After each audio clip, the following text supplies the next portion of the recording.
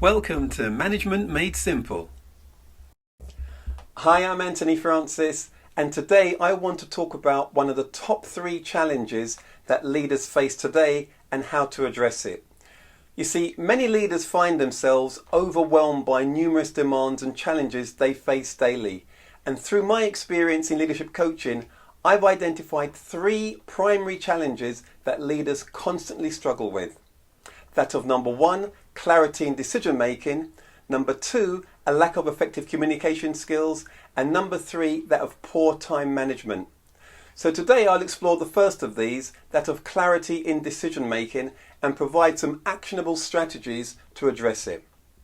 So in clarity in decision making, the challenge leaders often find themselves in is being at a crossroads with multiple options, each having their own set of potential benefits and risks.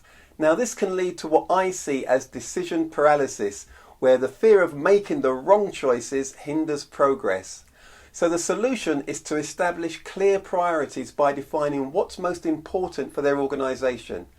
Now this could be aligned with long-term goals, values or immediate needs. So it's important to gather all relevant information so that they can make informed decisions by collecting the necessary data and insights from reliable sources.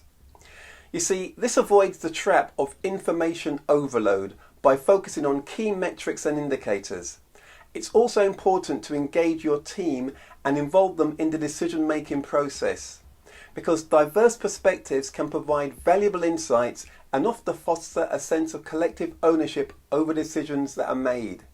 So in addition, as the leader, you should also trust in your intuition, because while data is crucial, don't underestimate the power of your intuition, especially if you have significant experience in your field, as your gut feeling can often guide you in the right direction, and that's how you provide the clarity in your decision-making process.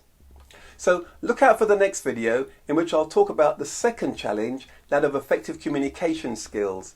But until then, avoid decision paralysis and ensure clarity in your decision making.